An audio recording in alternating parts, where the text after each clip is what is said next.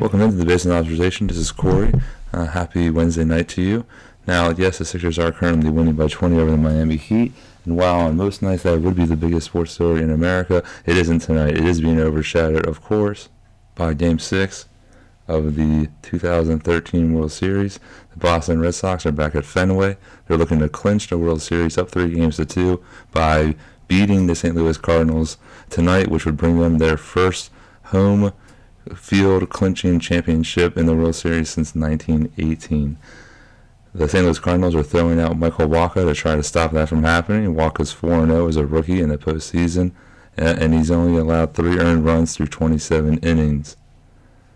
The Red Sox are countering with John Lackey. Lackey's hoping to use his postseason background. He's been there before to finish out the series.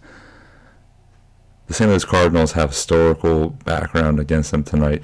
No team since 1979 Pittsburgh Pirates have won the final 2 games on the road because they had to win Game 6 and Game 7 in order to win the World Series. And I personally don't think that it's even going to be a close game. I think that the Boston Red Sox are going to jump all over Michael Wacha from the very first pitch. And I think that the Boston Red Sox are going to cruise to a very comfortable, if not dominating, victory here tonight. I'm thinking around 8-3, 9-3, something like that. By the 5th or 6th inning, we're going to know that the Boston Red Sox are the world champions. And the basement observation will be 1-0 on the year with major observations. So that's something to be very excited about. Now, David Ortiz will probably win the MVP. I think that's almost a shoo-in. He's .733. His batting average, not his age, his batting average for the World Series. He has 2 home runs and 6 RBIs and 15 at-bats. That's unbelievable numbers. That's not even numbers that you would see on MLB 2K13, the show. Now, we all know that that's going to finish up tonight, so let's move on to something else that's very important here in the Basement Observation. First of all, I want to thank all of the recent followers on Twitter and subscribers on the YouTube page. It's not many, not bragging, not saying it's a lot, but if you would ask me last week when I first decided to and started doing this that we'd already have a couple people who are actually listening and following us on Twitter, I would think that you were joking. So that's very exciting to see, and it tells me that as we continue to get better at this, that we're going to continue to grow and improve it, that more people are going to come. So get out there, make sure you're following me on Twitter, make sure that you are subscribing to this on YouTube. You just search Basement Observations, and make sure you are telling others so that we can continue to grow this from the underground and maybe one day not have to do it from the basement. Now, I want to tell you about a little project we're doing here on the Basement Observation. I noticed as the NBA season is coming to a beginning, and we still have our NBA preview with a slightly inebriated me and a slightly inebriated co-host Justin from last weekend that we want to share with you, and you can expect that tomorrow or Friday. But in the meantime, I noticed that Gary Payton was the new Fox Sports 1 NBA analyst for this season, and it made me wondering who else would be better than to be the analyst for the Basement Observations NBA season than legendary Seattle Supersonic forward Shawn Kemp. The Rain Man, also known as the Rain Man. Shawn Kemp helped dominate the Western Conference of the NBA in the mid-1990s, and I know that because I was a very huge fan of those Seattle Supersonics. Granted, I was a Sixers fan, always have been, but they were ridiculously awful during that time, and I refused to join the starter jacket Chicago Bulls cult. So I rebelled, and I was a Seattle Supersonics fan. And I love Shawn Kemp. I love Gary Payton. The 1996 team went 64-18. You had Payton, you had Hershey Hawkins, Detlef Schrempf, Shawn Kemp, Erwin Johnson. You had Nate McMillan, and you had Eric Snow coming off the bench. That was an incredible thing. And Sam Perkins. Oh, my God, I forgot Sam Perkins, the left-handed cornrowed wonder, Sam Perkins, who would now be the number 2 choice for the Basement Observations analyst for this year. So what I've done is I followed Shawn Kemp on Twitter, and I've Twittered him and asked him if he'd be willing to join us for a few phone calls throughout the season. Unfortunately, we haven't heard back from him yet. It's day 2 of what I am now calling Kempwatch. That's going to be hashtag Kempwatch. Make sure if you're following Twitter, you're finishing your tweets with hashtag Kempwatch. Let's put the pressure on. Let's get Shawn Kemp convinced that he needs to come on the Basement Observation and be our analyst for the NBA season. Because if nothing else, that would create an amazing amount of buzz and hilarious moments would ensue from that interaction. I want Shawn Kemp on this show. I want it by Thanksgiving. Hashtag Kempwatch.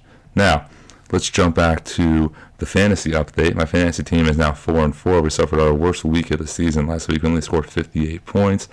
I started Tom Brady over Terrell Pryor, which was an absolute awful decision because Terrell Pryor doubled Tom Brady's points on the first snap of the game. Not only that, Matt Forte was off on a bye, and Giovanni Bernard is just not capable of carrying that load yet. So he struggled. Vincent Jackson struggled. My second wide receiver, I'm not even going to tell you who it was because it was that much of a struggle. We were crawling to waiver wire before the games here. Now, it's upsetting to me that I have over 860 points in our league. I'm one of the top league leaders, and I'm sitting at 500. Again, I hate the non-rotisserie matchup. If it was rotisserie, I would be in first place. I'd be dominating this league. It wouldn't be a question to who belonged at the top. It's all right, though. I didn't get any of the waiver wire picks I wanted because the waiver wire is a ridiculous system as well. So no Marvin Jones for this week. The only pickup I got was a kicker that I want because my kicker is on a bye. So it should be another interesting week. I'm confident, however, that we can continue our dominance and get back on the right track. I just need to figure out whether Pryor should go in over Brady. So that's something that I'd like to hear your comments on. Should I start Terrell Pryor over Tom Brady this week? Don't worry, though, because if that doesn't work out, I have fantasy basketball going on right now. My fantasy basketball team just debuted last night. We're going to dominate like I do in most fantasy leagues. I'm very confident in our domination that we're going to have this year. Derrick Rose is the cornerstone of our team, and he was a little shaky last night against the Heat, but that's fine. He's going to grow and get better, and the Heat are going to struggle at certain points. Just looking at their struggles right now against the Sixers, even though it's only the first quarter. We have Carmelo, who puts up points in bunches, and he likes to shoot the ball as long as he likes to smoke weed, so that should work out for us very well. We got Marcus Aldridge, another toker who loves to chill and relax out in Portland with the cast of Portlandia, and is also a dominant big man that most of you probably never even heard of, so he's going to have a fantastic year. We have Meta World Peace. We got Patrick Beverly, Kemba Walker. We have all kinds of fun. Jimmy Butler's in there somewhere. Roy Hibbert is a double-double machine. He gets blocks. So we're going to dominate that. I'm not concerned about that at all.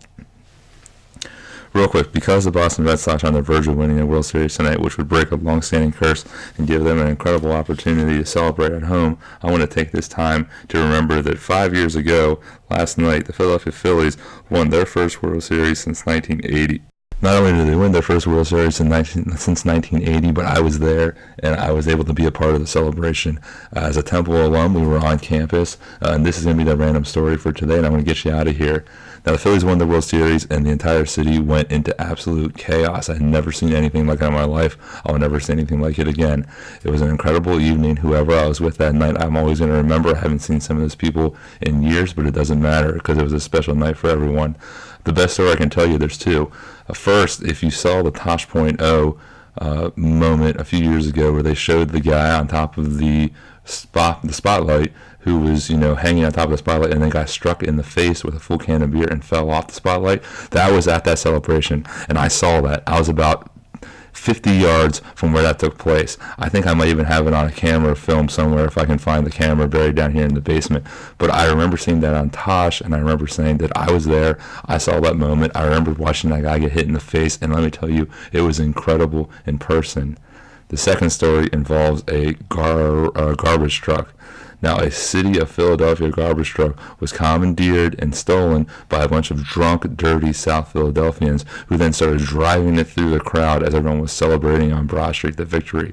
And as you saw it coming, you quickly realized that it wasn't being driven by a trained professional maintenance worker. It was being driven by a bunch of drunken slobs. There had to be 30, 40 people hanging on top of it, hanging off the sides, sitting in the back where the trash goes, and people were just celebrating. People found this as a joyous thing to celebrate instead of being concerned that a bunch of unruly drunks in a mob had seized a Department of Maintenance, City of Philadelphia funded a vehicle that could cause a great deal and harm on people. Everyone just continued to cheer and celebrate like it had something to do with the baseball game.